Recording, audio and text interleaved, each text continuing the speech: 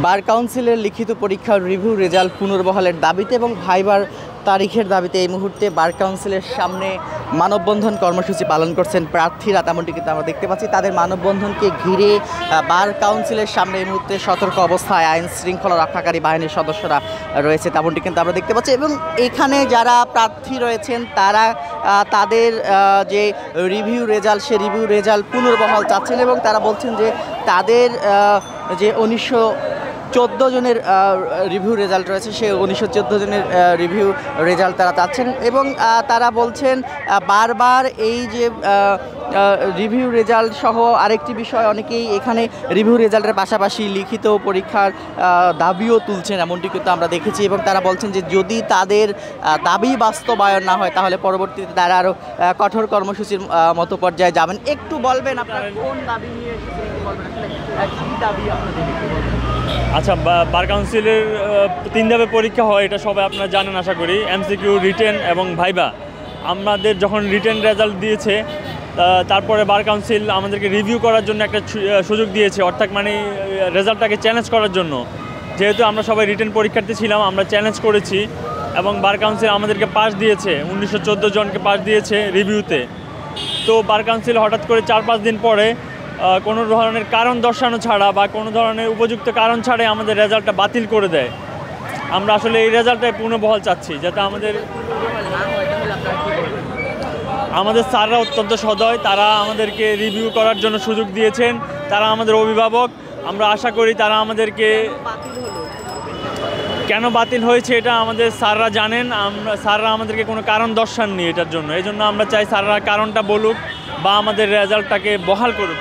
দর্শক দেখাচ্ছিলাম, তারা আশা করছেন যে তাদের যে রিভিউ রেজাল্ট পুনর্বহালের দাবিতে যে আন্দোলন করছেন, মানববন্ধন করছেন, তারা ভাবছেন যে তাদের রেজাল্ট পুনর্বহাল হবে। একটু আমরা 14 জন ভাইদের প্রাণের দাবি ছিল এবং আপনারা জানেন ইন্টিম গভর্নমেন্টকে আমি লাস্ট বৈষম্য শিকার হয়েছি, আমাদের এই আন্দোলনের ডকুমেন্টারি পর্যন্ত পৌঁছে দিয়েছে।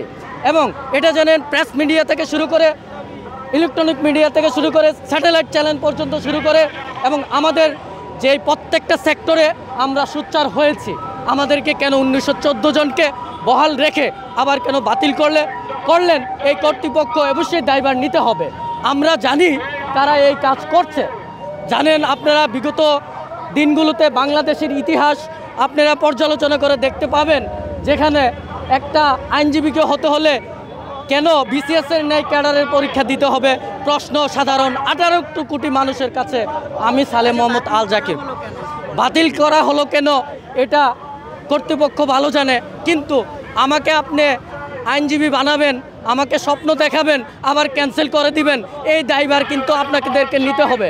আমার বাংলাদেশের 18 থেকে 19 কোটি মানুষের মাঝে এই বার্তাটা পৌঁছে গিয়েছে ইনশাল্লাহ, যে বাংলাদেশের সর্বোচ্চ যদি কোনো কিছু হয়ে থাকে একমাত্র বার কাউন্সিল ভবনটাই নির্ভরশীল করছে যে আগামী এই যে 1914 জন, পাশাপাশি আগামী প্রজন্ম যারা আসবে আপনি স্বপ্ন দেখাবেন, এই স্বপ্ন থেকে আবার আমার কাছ থেকে কেড়ে নেবেন।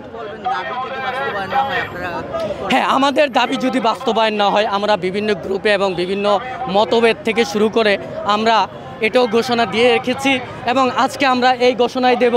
আমরা যারা 64 জেলাবারে অবস্থান করছি, শিক্ষানবিশ আইনজীবীরা এবং আমরা 1914 জন যারা আছে, আমরা আগামীতে হয়তো, এখনও আমি আপনাদেরকে নিশ্চিত করছি না, হয়তো এমন ঘোষণায় আসবে আমরা শিক্ষানবিশ আইনজীবীরা কর্মবিরতিতে যাব অনির্দিষ্টকালের, যতক্ষণ পর্যন্ত 1914 জনকে বহাল না করবেন আর বিতর্কিত লিখিত পরীক্ষা বাতিল না করা পর্যন্ত।